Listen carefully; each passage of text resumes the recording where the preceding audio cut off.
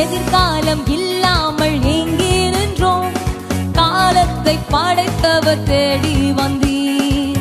எதிர்காலம் இல்லாமல் எங்கே நின்றோம், காலத்தை படைத்தவர் தேடி வந்தீர்.